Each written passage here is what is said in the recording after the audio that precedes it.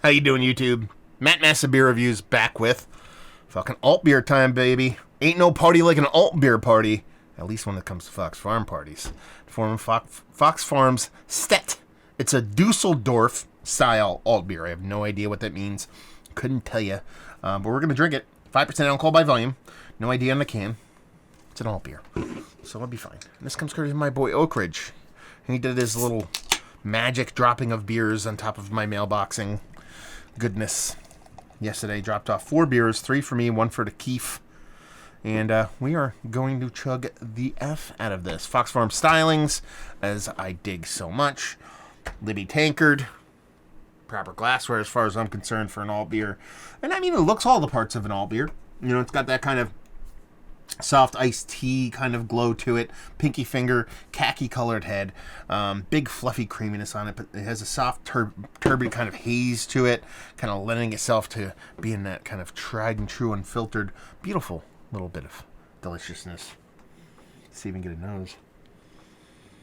I mean, alt beers do kind of come off a little bit tannic tea-like for me. And that's the way this comes off. And I say like, and I kind of say that because I talked about it looking like an iced tea.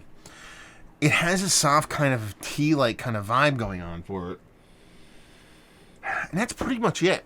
Sweet malts combined with that soft little tea-like to give you that kind of soft kind of iced tea kind of vibe to it with a little like homegrown kind of sun tea kind of vibe with a little dollop of sweetness added to it. And it's pretty much done and done. Nothing as far as bittering goes.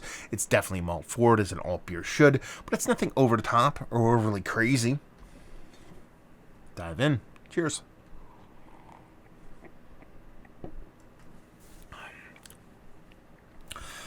I mean, this is the stuff I want to come out of my faucet. I talk about this all the time, and it's honestly, it's kind of just unfair at this point, to be perfectly honest with you. You know, just having this kind of drinkability while at the same time having enough impact to kind of turn you on is kind of, you know, what makes a really good drinkable kind of lager.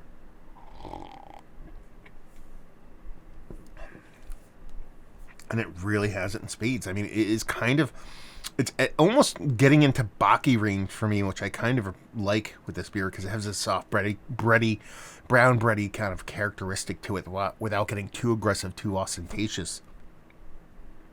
Very soft, drinkable mouthfeel. Finish is clean, so it has that softness, but finish is quick and clean, so that way it becomes like a super chuggable beer. This is probably a little bit colder than what I typically would drink this beer at, but for some reason it's kind of hitting the spot right now. Beautiful lacing on the glass. It's just great beer, man. This is great. Really good stuff. I mean, Fox Farm is like pretty much my favorite brewery. You know, going. Especially when it comes to, if you break it down, like, as far as versatility.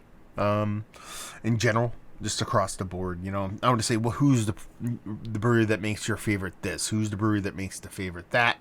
You know, I can pick breweries outside of this and be very happy, but, you know, that kind of game we all play from time to time, Desert Island stuff, what brewery you bring in with you, be really, really hard-pressed to find something a bit better than this. Or a bit better than this brewery, because they run the gamut from top to bottom, left to right, from imperial stouts to alt beer to table beer to hazies, and everything in between is just over the top stellar. And this is no different for an alt beer. You want to keep that in mind right now. I'm sitting here waxing poetic about alt beer. You asked myself 15, 20 years ago to do that, I would be like, yeah, whatever, you're crazy. But then again, if you told me we'd be living in a virus pandemic just coming off of a crazy person leading a country, I'd also think you're crazy too. So crazier things have happened. Yeah, I'm a fan. Very nice, very tasty, very chuggable. Thank you very much, my boy Oak Ridge. You know what kind of beer this is, and I'll leave it at that. So, because it's not complex, it's really all that I gave you. That brown breadiness, a little bit of sweetness to it, super fun mouthfeel at the beginning, finishes crisp and clean. This comes off rich, while at the same time drinkable. This is kind of a beer that I wish I had 4-packs of, and I didn't review it. I just drink this beer, and it's in that Suarez kind of thing. You know, when my buddy Keith 93 Lumber, go check out his channel. When he came back from Suarez, we mixed a bunch of 4-packs together. I think I reviewed two or three of that. Oh no!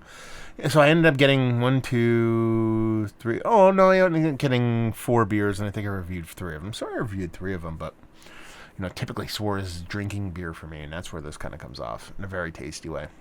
Is it one of the better alt beers I've had as of late? Yes, without a doubt. Value and availability? No idea. Please let me know. And leave you with, if you like what we like this beer. If you like old school style beers, if you like good beers, if you like chugging beers, you like drinking beers, you'll like this beer. So there you go. Another review in the books. Hopefully you guys enjoyed it. Down there if you want to talk about it. Massive Beers if you want to check me out doing the social media stuff. Beer Massif if you want to check me out doing the whole podcasting thing. And hopefully you guys enjoyed the review. Hopefully enjoying a little Fox Farm right now. Hopefully see you next time. Cheers.